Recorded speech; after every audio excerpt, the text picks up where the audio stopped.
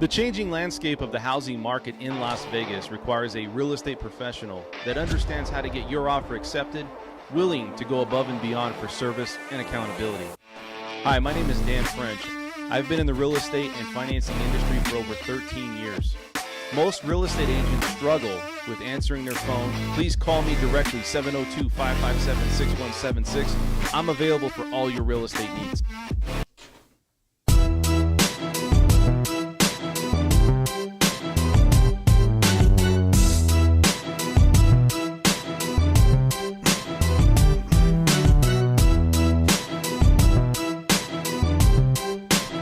Dan's a fantastic man. He really is.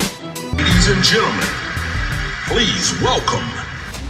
Welcome back to the channel, folks. This is Dan French streaming live from my studio in Las Vegas. I'm your host.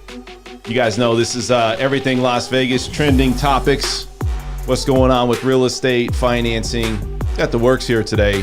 I have a special guest, gentleman that's come on the show before. My good friend, my co-host, Chris. What's up, buddy? How are you? My brother, what's going on, man?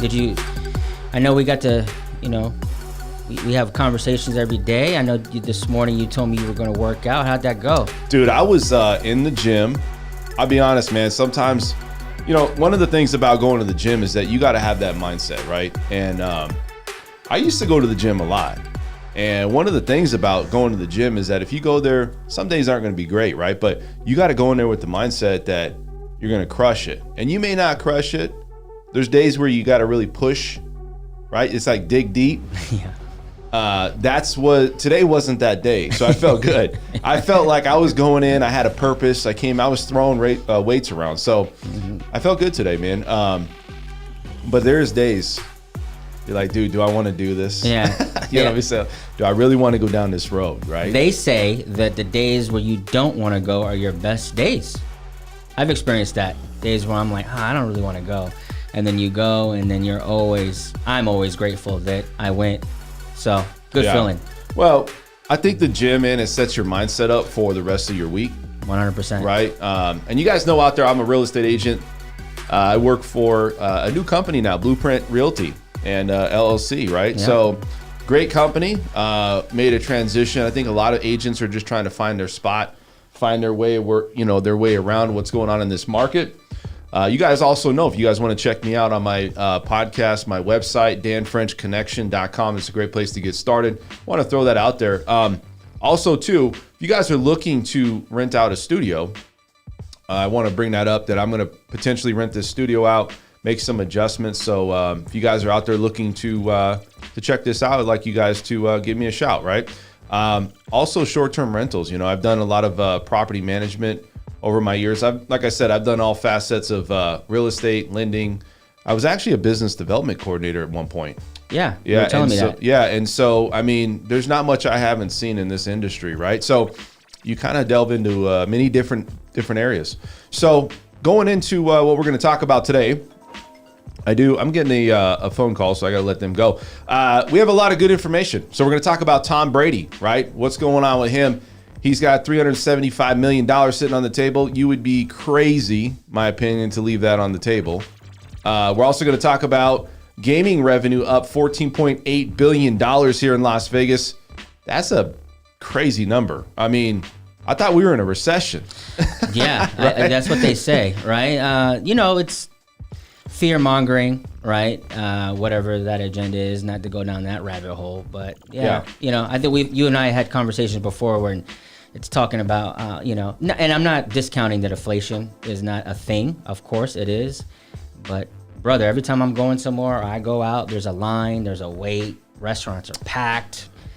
And that's the thing, man, is that if we were in a recession, I think, maybe the mindset of people are just like, I'm living today. Maybe people have more money to go around. Yeah. Maybe there's equity in properties. Maybe there's jobs that people.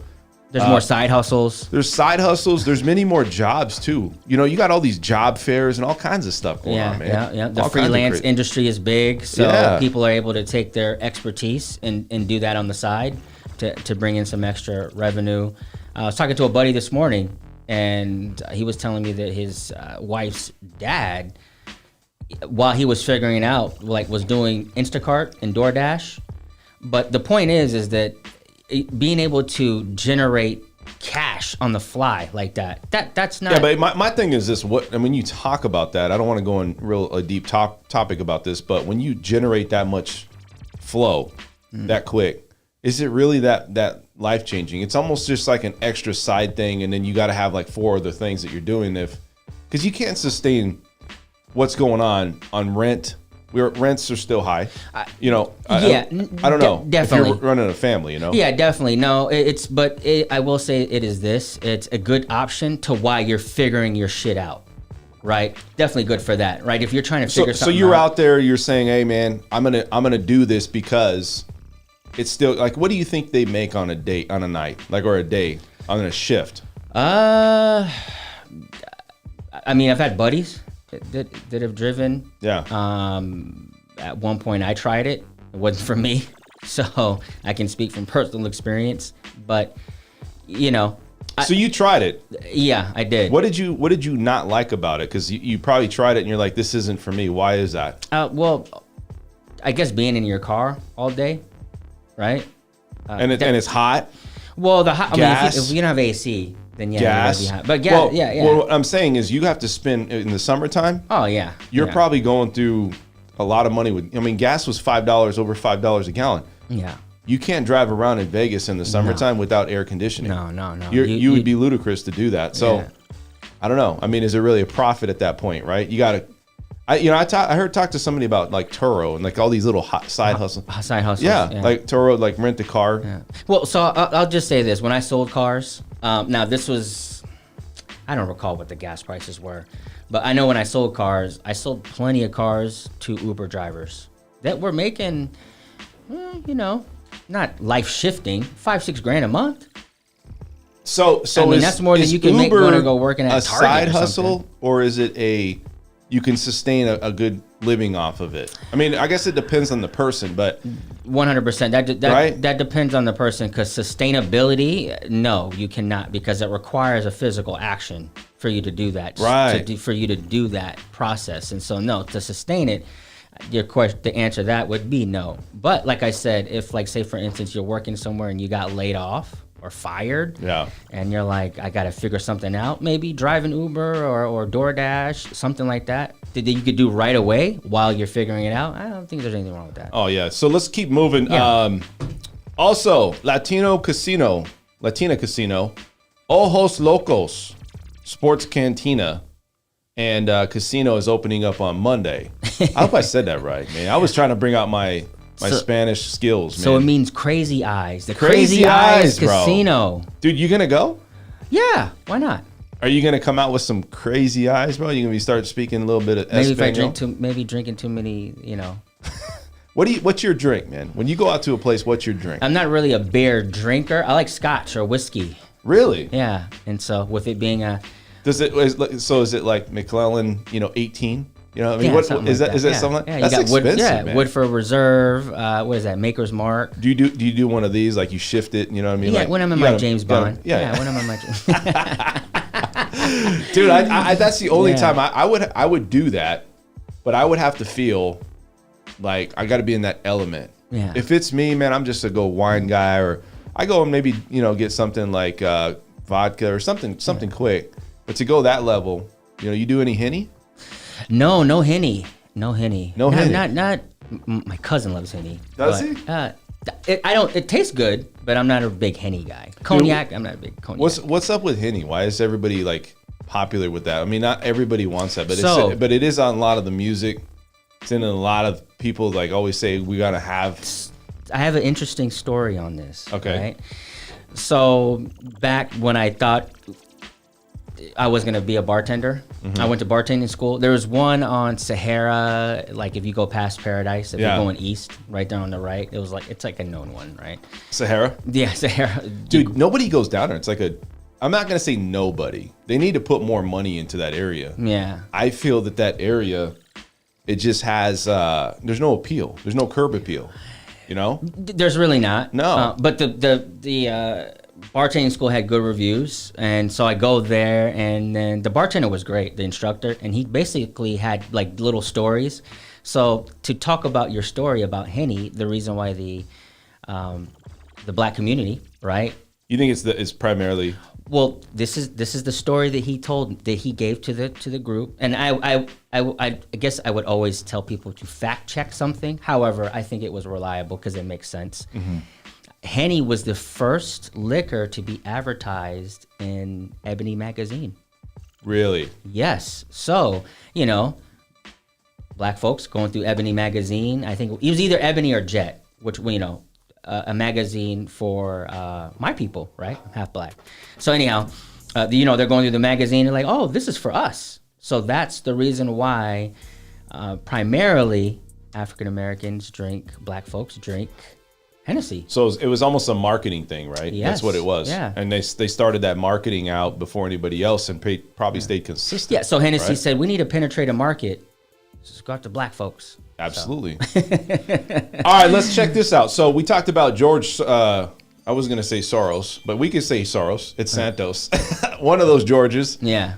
Were caught, right? He was cheating. Well, we're going to talk about schools in Florida. There were 3 schools that were giving up 7,600 fake diplomas. What could be the outcome on that? I mean, that's interesting. A lot of cheating going on. Yeah. A lot of things going on where I think that takes the luster away from people. I'm not saying for everybody, but I mean, you're looking at schools, you're looking at going to college. People are looking at this going, these are nurses, right? These were nurses that were getting these diplomas. Is that right? Yeah, I'll read it real quick. So it's according to CBS News, the Department of Justice said Wednesday that the schools, now closed, allegedly, everybody, issued more than 7,600 fake and unearned nursing diplomas. I want to talk about the effects of that and what could happen with maybe the hospitals. Okay. Because you think, man, that goes deep. That's a deep rabbit hole right there. Because let's say somebody makes a mistake on somebody, lawsuit happens, goes back to the school because they got a fake diploma. They do a lot of digging. Yeah. That could be a problem. We'll talk about that. Also, I want to talk about single women outweighing men in home ownership. This is a very interesting topic. 2.46 more million homes are owned by women than they are for men that are single. And why is that, right? We're going to talk about what is the outcome for that and why do you think that's happening. So without further ado, let's get right into Tom Brady, right? Mr. Tom Brady. So Tom Brady retired out this last week, and he's got $375 million sitting on the table to be a broadcaster. And what do you think? I mean, like for him, is this it, or is it he's gonna probably take this deal? He would be stupid to not take this deal. Yeah. That's my opinion. So he made just from football contracts through his 23-year career, he made $333 million. And so now $333 million through his 23-year career. And so now he is going to make $375 for 10, right? And yeah, but that's a big commitment. You know what I mean? Yeah. That is a big commitment. I think his commitment to the football game, is it going to be there in broadcasting? Is he going to go into it for the guy makes so much money, and it's like, why, like, that's great. Maybe it's just everything's going to be pampered. I would do it, but dude, if you made all that money already, is it the same deal? Like Tony Romo didn't make that much money. He took that broadcasting deal. So that's a commitment. Maybe they enjoy football. Maybe they want to stay around it. Maybe that's what it is. I don't know. At some point, is there a number though where it's like, hey, it doesn't matter anymore? And that's kind of what I was thinking. Okay, so this you said that your big proponent on going to the gym was mindset, and I think he's displayed mindset to probably the highest degree of any sports athlete. And so his mindset is like, anything that I do, touch, or put my energy into, I'm not going to fail at it. So for him, that type of mindset and that type of pedigree of that person, him or her, it is more than about money, right? Yes, the money is an extension of that. However, he's not going in there like he's trying to be the best broadcaster. I'm going to bring something up to you. So you have all these things going on. Do you think it's outrageous that and I'm not saying sports is not a component, right? We all love sports. We're going to do the Super Bowl. We're going to do our thing, right? At some point, though, do you look at these things and go, man, this is just too much money. Like, how are they getting this much money because of TV and all these things going on, and they're offering these types of contracts? Do you feel like sports in general is just way overpaid? I do not. You don't? I don't, brother. Why do you not feel that way? Because something that my dad preached to me before he passed, miss you, Dad, is that never count another person's money on what they earn, right? If somebody is paying it, they've done their due diligence, they've done their numbers on it, right? And for whatever reason, my dad always looked at it as like, if Tom Brady's making $375, what do you think the network is making? Well, listen, it all comes down to this, though. Who's supporting all that? It's the masses like us, right? You go onto Yahoo, I was talking about this the other day. Like, I don't go on there a lot. I really don't. But like 10 of the articles, 15 I was with you. Yeah, 15 of the articles are all sports. Yeah. There's no news. It's just sports-related updates. It's almost like that's what society is now. In my opinion, I feel that we're in a sports-driven, era, I would say. Think about it. Everybody wants to, be involved with sports in some way. I don't know, man. It's just, to me, it doesn't move the needle, and I'll tell you why. So, like, I enjoy it. And I'm not saying people shouldn't get paid, and I understand it's entertainment. But at what point do you look at this and go, dude, is this person putting a ball through a hoop? I understand it's entertainment. Is it really worth $50 million a year? And it is. I don't agree with it, but it is because people will support that. Okay. And it's in the culture of our society today. I think that's the issue, man. I'm not, taking down Tom Brady, 375. Hey, man, I would take it too. I'm not going to sit here and lie. But it's just, dude, you know what? Dude, that's like I don't know what countries make. Okay. But you got to think, by the time he's done with this, these sports athletes at his top level, that's just beyond ludicrous of money for me. I don't know. That's just me. Okay. Now, all right. So so if you say that you think it's a ludicrous, what would you think would be a fair amount? Because we got to have that too. Because people will say, oh, it's too much. You should only make, so we need to know what that number would be. That's a good assessment. I think it's like this. It depends on your level of how you're moving the needle for, I would say, society in general, right? You sweep under the rug, doctors, teachers, firemen, people like that. And I understand they get paid. Let's not kid ourselves. They do get paid. But to supersede those professions or professions that scientists that are coming out, science has really changed our world, right? They're devoting their time and their life to this, right? Some of these people, they're to everything. All these. Maybe you put more money back into that type of stuff. I think we'd be further advanced as a society potentially, instead of focusing just on sports. I'm not saying it doesn't have its place. I just think it's such a monopoly. It really suffers other areas, in my opinion. That's why I can't justify it. Okay. All right. I don't know. Point? Yeah, it's a good point. However, with your business development background, you're aware that money it's not coming from fiat, right? It's not coming from like just the ether, right? That money is generated from productivity. And because Tom Brady, for whatever reason, he was on the screen. Well, it's sexy. It's not sexy to be a scientist. It's not sexy to be a teacher. It's not sexy to be a doctor. Sexy to be somebody that's helping society. What's sexy is, hey man, I got 4 touchdowns. I'm at 400 yards. My stats are, compared to the all-time people, and that's great. Yeah. But that's what's pushed, right? That's what society. And I'm not going to get off on topic on this too much because we got to keep moving. Yeah. But I just feel that's great for Tom Brady. I mean, he's already made a ton of money. But dude, $375 million. That's life-changing wealth for your future generations. Yeah. It's generational wealth. All because he's a broadcaster.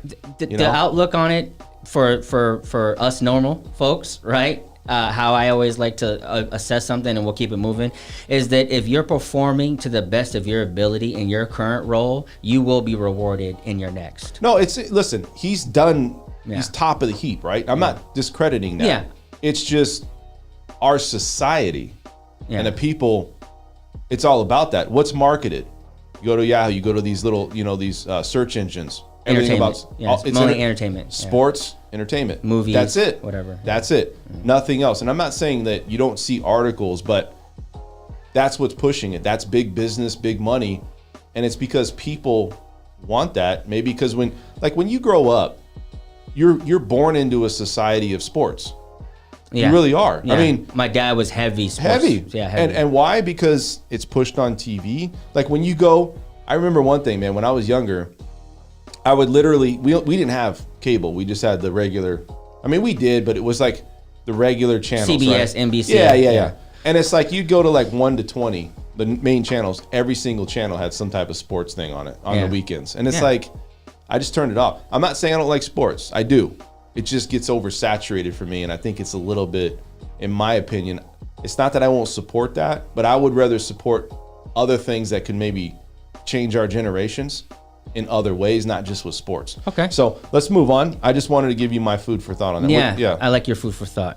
I need more of that. Yeah, right. All right, so let's talk about the $14.8 billion in gaming revenue in Las Vegas. So people thought, hey man, we're in a recession. Times are tough.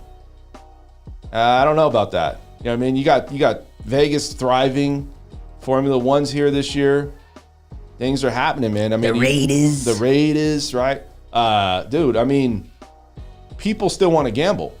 I always say this, if you're in the right industry, especially if it's related to gaming is a vice. Yeah. And I'm going to tell you that if you're out there and you like to gamble, or people have gambling, issues, they even say it. You go into these casinos, you get lost. There's no time anywhere, right? You don't know what the hell's going on. You get in there on Friday and it's Saturday afternoon and you spend all your paycheck. Yeah. I don't know. I mean, to get that much gaming revenue, Vegas is back and it's booming better than ever. Yeah. And yet we're supposedly in I wouldn't say we're in a technical recession, but our economy's not doing that well. Yeah. That's what we hear. Yeah. What are your thoughts on that? Well, the number speaks for itself. 14.6 billion, gaming. So now I don't know if that's gaming is gaming. The definition of gaming is, the betting side, right? The gambling side. If you went out, what is your favorite game to gamble on? Like, do you go and gamble? If you did, what would you gamble? Oh, blackjack. Really? Love black. I like fast. I like games that are fast. I like to know if I'm going to win or lose. Why do you think some people like those luck games where you don't really have to think? It's like you roll the dice or you go in and play Keno, machines. Why is that, man? Because it's anticipation, chance. Yeah, but it's nothing you're doing. All it is the anticipation. It's a random stroke of luck. Yeah, you're just waiting. It's almost like watching a scary movie and someone's about to get fucked up, right? And it's coming and you're engaged. You're like, oh shit, what's about to happen? Yeah. Right? It's like that, right? Seeing that ball go around in roulette, knowing okay, is it gonna hit 15 red? Is it gonna hit 15 red? Right? That there's something always on that high. Do you think gaming and gambling is a disease? If you allow it to be. Okay. Do you feel that people do get in trouble because they're gambling, especially in Las Vegas? I've seen it. I've seen it firsthand. I've seen people get their check, walk down to the cashier's place, cash it out, go start gambling. Yeah. Do you feel like that's a problem here? Because, not just people that are locals. The first thing people did out of COVID, man, Vegas was popping. Yeah. Right? They went to gamble. Yeah. And it's because people want to gamble. They want to be in this environment. I feel it's a bad environment overall. I'm not saying there's not a place for it. I'd go out. You got to casually do it. But it's like being an alcoholic, man. You got to hit rock bottom sometimes with these people where they just lose everything. It's a tough position to be in. I don't know. I've seen a lot of people, family, everybody have issues potentially with gambling issues, right? Or just that vice. So to have this much money, are you surprised about it? No, I'm not surprised at all. And at the end of the day, we all have what we can control and what we can't. You got to know yourself, right? That's not the casino's issue, right? You got to figure that out on your own. In terms of a problem, you would think that Las Vegas had a bigger homeless issue than it does, and it really doesn't. Well, I'm going to say this. I've seen homeless man downtown, though. Yeah, but you go to somewhere like San Francisco or Seattle. Yeah, but it's vicious. Here's the thing. The volume of people, right, compared to how much we have. We're only pushing 3 million. Yeah. With California's what, at 40 million? Well, I mean, even like in San Francisco, just like we went out there. I went out there with my family about 2-3 years ago. I couldn't believe the homelessness. I was like, man, the mayor's got to get a hold of it. This is crazy. Do they want to get a hold of it? See, because obviously they don't. They don't. I mean, because here's my thing: is that if there's an issue, I mean, I guess what do you do? You know, with that part of it. But when you go back to gaming, you go back to Vegas, and you go back to what's going on here. I don't know. For me, I feel that if you're out here with the boys, right? You come out, you do your thing, or even the girls, whatever it is, as a bachelorette party, bachelor party. You're out here for a weekend. You saved up some money, and you leave. Yeah. Cool. Probably don't. I mean, look, if you lived here, great. I don't know. Just I think that you know what I would think like that some people. I see where you're going. I would like to see the data on like the tourism that generated that, because I would say probably over 80% of it is from the tourism. I don't. That's what I'm saying. I would say a small percentage. Probably more than that. I would say the small percentage of that revenue was from the locals. I always bring up this story, man. There was a guy. I'm not going to go off topic too much, but dude, he flew in. He's a doctor, like out of China, right? Mm-hmm. This guy, man, was just. I guess it's a customary thing where they give out money to go gamble. Okay. So there's a lot of us, man. He was throwing dollars out to everybody, dude. It was like $700-800, and it's like it's not that if you don't take it, it's like you're, I don't know. It's not like you're putting him down, or it's like a something that he's going to take and be like, oh, But it's just weird because I look at it, and it's like that's one of the things that they do. That's their customary thing to do. Yeah. There's so much money coming in. These guys have got millions and millions of dollars, some of these high rollers, and it's just crazy. I don't know, to me, but $14.8 billion, that's a huge industry. Yeah. That's not going anywhere anytime soon. No, I mean, at the end of the day, we're Vegas residents. I love living here. I don't see myself leaving in the foreseeable future. And great for the economy, great for our Vegas residents here to be able to sustain a healthy living, provide for their families, and go Vegas. Go Vegas. All right, let's keep moving. So we're going to talk about Latino Casino, right? Ojos Local Sports Cantina and Casino, the first Hispanic-themed culture of a casino opening up on Monday. Love it. Right? What do you think is going to happen here? I mean, this is North Las Vegas, so this is not like a Station Casinos, but it is first of its kind. So you could talk a little bit about it. Yeah, I think it's great. So it's on basically Las Vegas Boulevard and Civic Center area. So which would make sense considering it's Latino inspired, and that is a heavily Latino populated area. Yeah, but I'd go. I think that. We include everybody, right? Inclusion is a big thing, including everybody, making sure everyone can identify with what they feel like would be, something that they align with in terms of a place they want to go. Yeah. And I'm going to go Friday. You're going to go to Crazy Eyes? Crazy. Yeah, that is what it is. Crazy Eyes. Yeah, baby. Crazy Eyes. Your girl's Latino, right? Yes. So is she gonna like hold your hand around or what? So when I told her about the title, she was like, Crazy Eyes, because I think the name was El Jefe, which is a cooler name. That's the boss, right? Yeah, the boss. The boss. I don't know why they changed it to Crazy Eyes. Yeah. Interesting. Anyhow, definitely, they better have good Mexican food. Yeah. I mean, you can't drop the ball on that. Yeah. So maybe we can go over there and get some tacos. Dude, we should go get some tacos, dude. Yeah, let's do it. You're a Corona man? Yeah. Are you? Yeah. We can do that. I'll check Dos it out. Equis. I'll check it out. We'll go out and check that out for sure.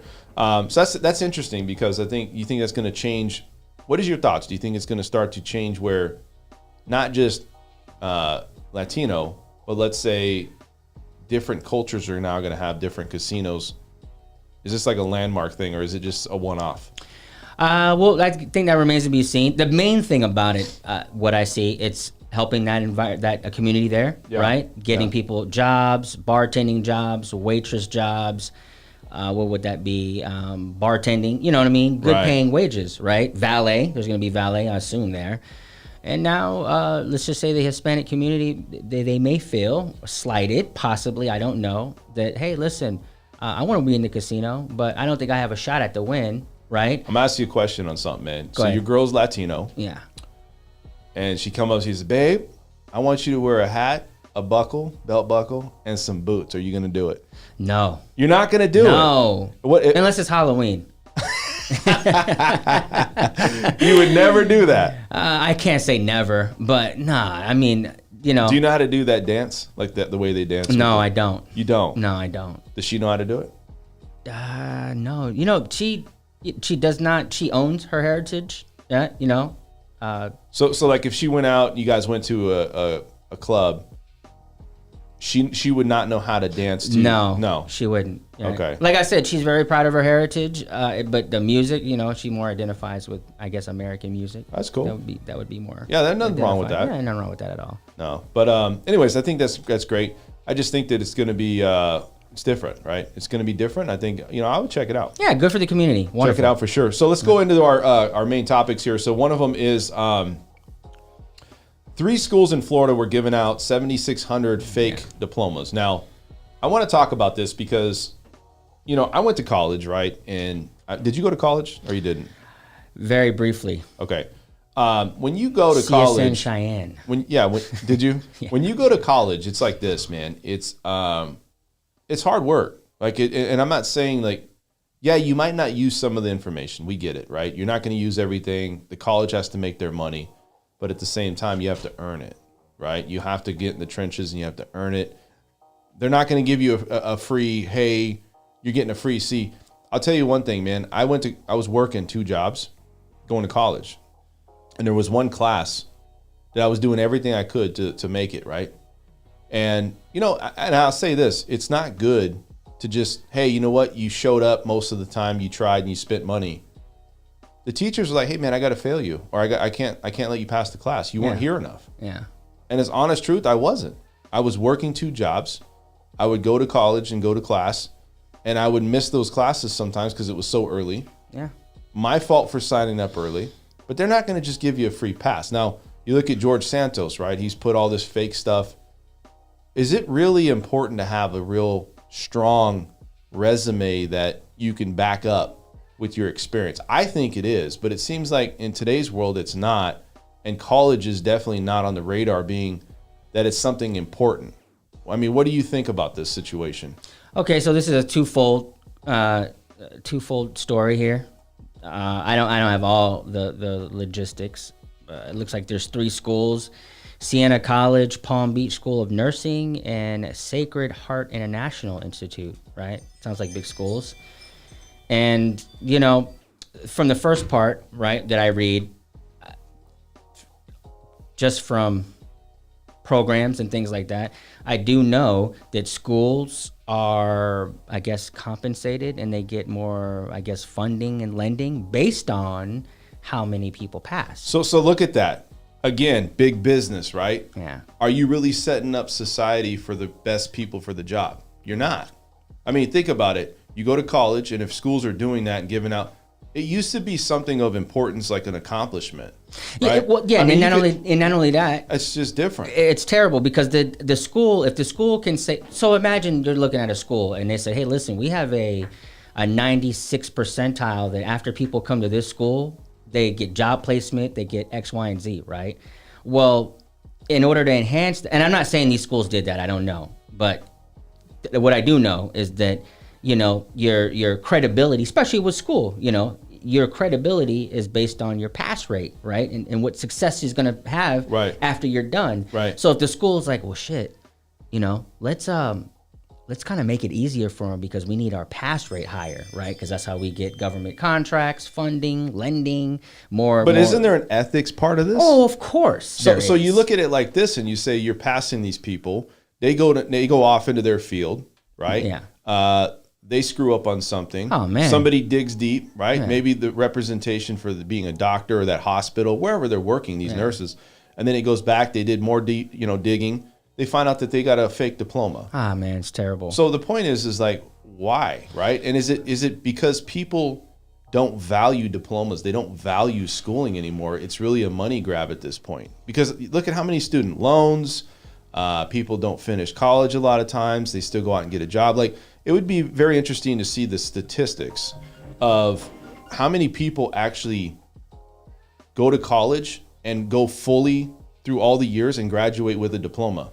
Because I would say a lot of them start and then they get a job, They earn, they learn some things, but they just don't finish. So what's your outlook on the student? Because we're not going to bash the school only, right? Because there's accountability on the student. Sure. So what's your outlook on the student receiving a diploma that they know is fake?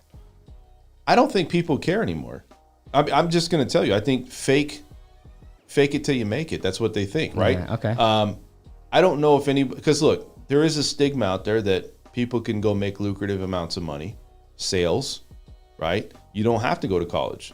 You don't have now. If you're going to go and become that expert, I'm going to be a scientist or doctor or something. Yeah, you got to go to college. You better know your shit, right? Mm-hmm. If you're going to go to college though to be a nurse or something like that, or an assistant of something or whatever it is, I mean, if you told somebody, 10 people, right? You said you have an opportunity to learn everything you need to learn and be an expert of your craft. Okay. Or you have the ability to get a fake diploma and start working today making $80,000. I would say half of them would say, give me the fake diploma. Okay, and what do you think is spurring that?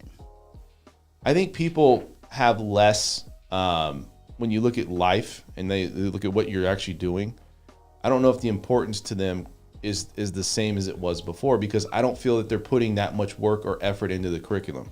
Okay. I don't think the schools are really focused on really taking people to that next level like they would. You go back, there was no easy way out. Everybody didn't get a trophy. You know what I mean? Yeah. Everybody wasn't, hey, you're the A student. It's okay to be a D student. You could become an A student. Yeah. But let's be honest with ourselves. Yeah. And I think that's the problem is everybody spends money. They're expecting a return. And I think that's what schools are doing. And then they're also wanting to get a return. So I don't know.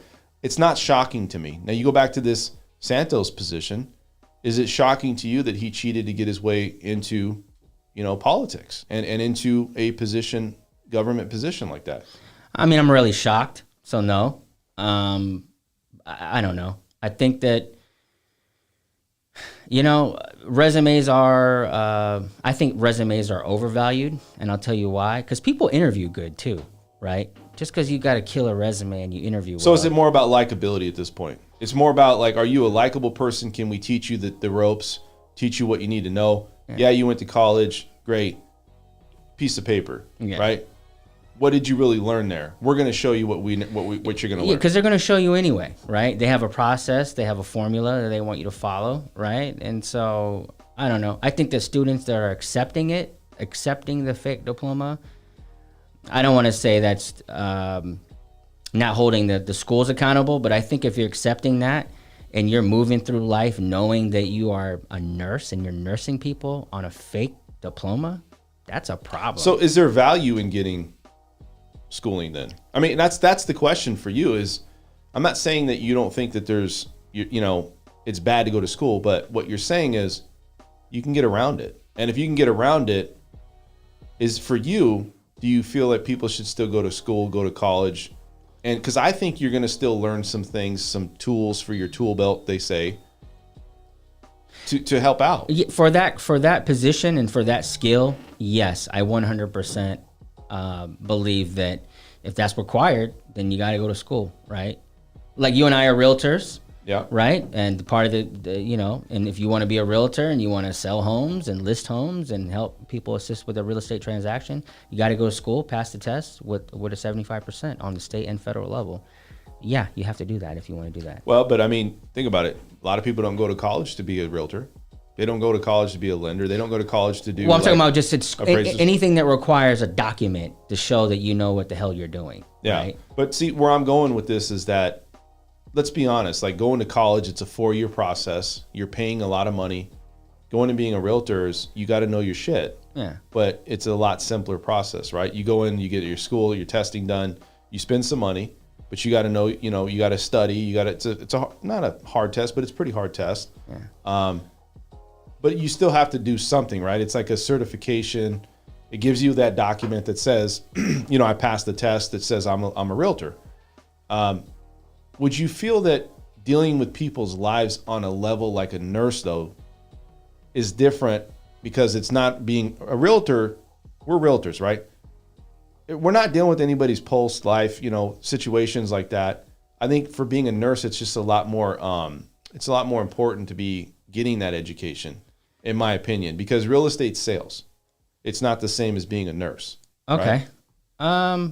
Yeah, and I'll share my last thought. I think that anything that requires any type of proof that you are certified in this skill set and you have cheated your way out of that, or you're like operating in your life in a fake stance, that's a serious issue, right? Yeah. Now, yes, being a nurse is more valuable than being a real estate agent, but my connection is just like, I don't know if it's more. I'm going to say this. I'm going to interrupt you. Sorry, but I don't think it's more valuable. I think it's a different value. Everybody's got a value. I think education though is heightened more for being a nurse, and it's more critical. Yeah. To know your shit being a nurse. I'm not saying you don't need to know your shit, but because you're dealing with people's lives. Yeah. And I think that when you get to that level, it's just a different world. It is. And if, ultimately, if there's a certificate that you need to take, study, do it the right way. And, instant gratification, I believe, is what caused a lot of that, knowing like, damn, let me just get this certificate so I can start my career. Yeah, I disagree with it. And I'm going to be a strong person disagreeing with giving anything free like that. If you're going to go somewhere to get some type of educational background, I don't know, man. I think I would, as a nurse, if I knew that I didn't know what I was doing. I couldn't do that. Me personally, I couldn't do it. Just any job. I don't want to go through thinking like, man, I really don't know my craft. Yeah. Anything, anything. You're right. Like say for instance, someone's like, "Hey, I'll give you a fake contractor license," and I'm out there. No, man, I couldn't do it. It's weird because it's like it's just you didn't do the time. I didn't do it. Yeah. There's no reward. There's no, hey, I put my time in and figured that out. Yeah. So let's keep moving. I want to say our last one here. So we're going to talk about how women in 48 states out of 50, they own quite a bit more homes than men, single women. Than they do for single men. So a lot of single women are out there buying homes. And why do you think that is? I mean, they always say this, and I don't want to get off on this, but women are more mature than men, in their younger years. I think it kind of comes closer as you get older and men mature more. But what do you think, man? Why do you think, what is your opinion on why single women are buying homes versus single men at a high clip?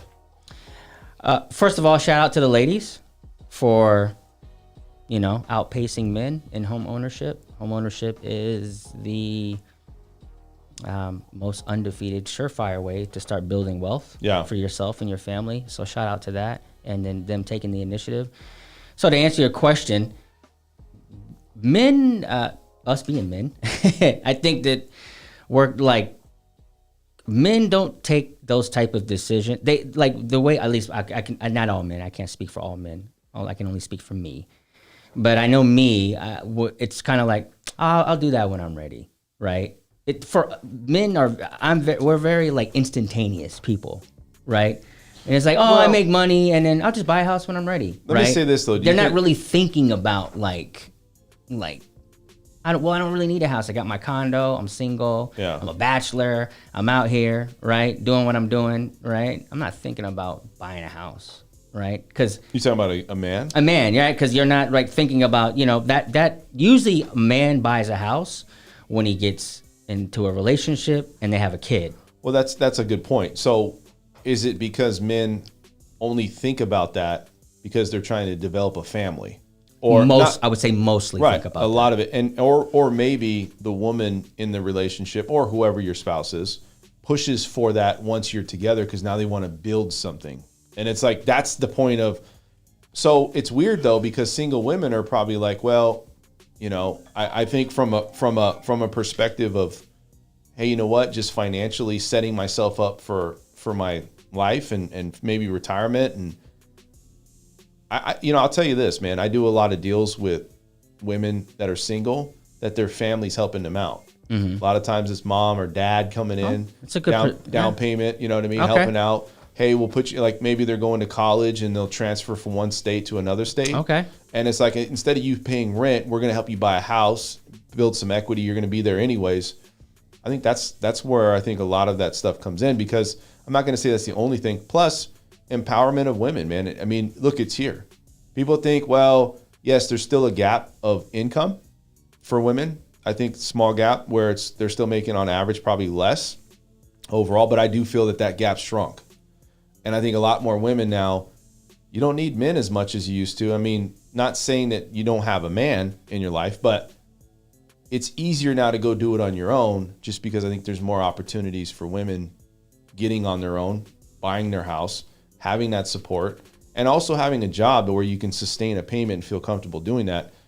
I think men's, especially if in the younger ages, I don't know, their mindset might be different, you know? What are your thoughts on that? I like that, because I didn't look at it like that when I first read the article. So it's at 48 of the 50 states where men kick our ass, right? With home ownership. They do. Right. So I guess I could use my analogy when I sold cars. I was in the car business, and now that I think about it, it was more or less when it was a young woman or a young man, usually dad was coming down there to buy his princess a car, do the down payment. Yeah. It was more, you saw that for the daughter versus the son. Now that I think about that, I do see that. See, and here's the difference too. And I'm not saying that's the only reason. You know, I could see that though. Right. I could, maybe with the man, it's like, oh, my son's gonna figure it out. And is it not that he's gonna figure it out? Maybe society is just tougher on men, and they're expected to be on their own, expected to figure, like you said, the responsibility, and you know, you're not going to get any free passes. Where maybe society, and maybe just in families in general, like, you know what, it's harder to be a woman. You don't have any spouse. We don't want you to have to rely on somebody. We're going to just go in and help you out, because I think it's going to be a harder road for you versus a man, where a man could probably figure it out. I don't know. Okay, I can see that. So for me, with me having a daughter, right, a 16-year-old daughter, I more or less would buy my daughter a house or help her get a house, right? Whether it was the down payment or help her pay the mortgage, because I don't want her to be relying on a man. So it's not even, it's not really. But you see what I'm saying? Yeah, it's not really so much about I'm doing it because I want her to have a house. I'm doing it because I don't want, like, say for instance, a man who supposedly would think they would have leverage on her, right? Now, so she goes into a situation like, I got my own shit, right? That's where people are thinking. Right.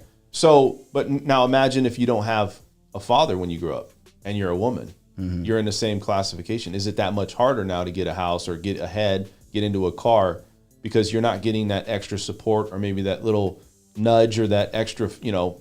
I would say no, because the data doesn't support that, right? I have to say, we don't have all the statistics, because statistics are interesting, right? But I would have to say that out of the women that do beat us in home ownership, I'd have to say there's probably a good percentage of them that probably didn't have a dad growing up. So, you know, you would think so. Yeah, probably. So they're still killing it. Yeah, I'm sure there is. I don't know. It's a very interesting topic, though. Mm-hmm. For me, I think being a single person, I didn't buy my first house until I was almost 28, 27. Mm-hmm.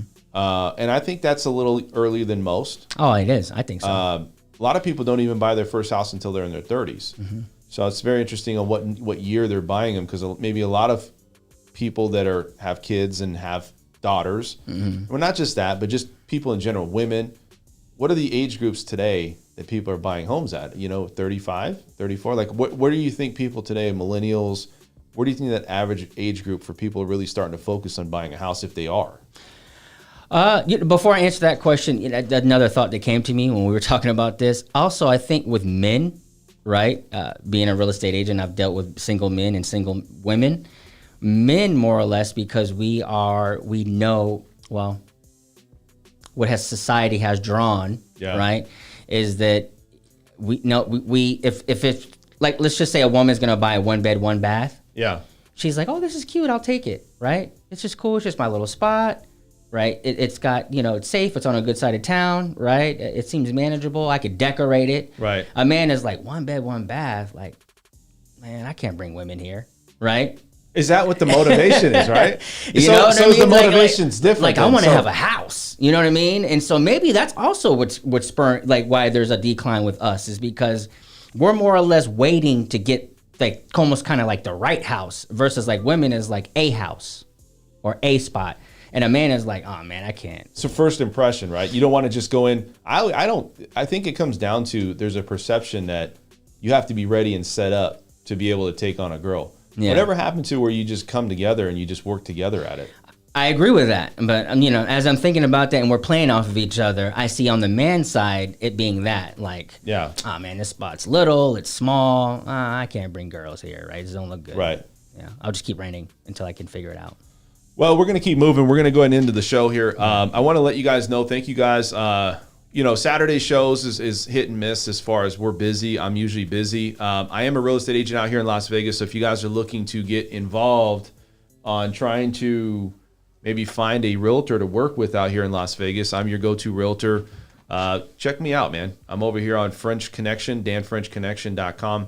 Great place to get started. Let me see here. So if you guys see that part of it. Also, too, I also want to bring up this.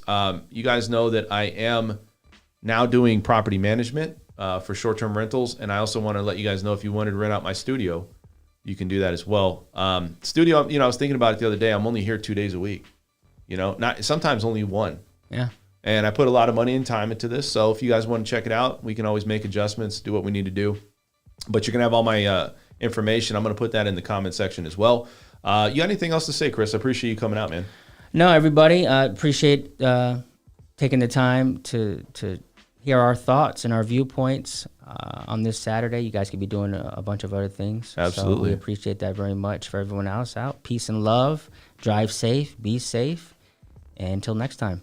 Appreciate your guys' support. Please like the channel, subscribe. We're going to keep putting out different content here on the French Workbench podcast. We'll be back here on Wednesday at 6 p.m. We tried 5:30. It's too hard for everybody to get here with traffic. Vegas is crazy. So we're going to push it back to 6 p.m., also 12 p.m. Some Saturdays we're going to do live streams. Some Saturdays we're not. So thank you guys. We'll see you guys at the next one.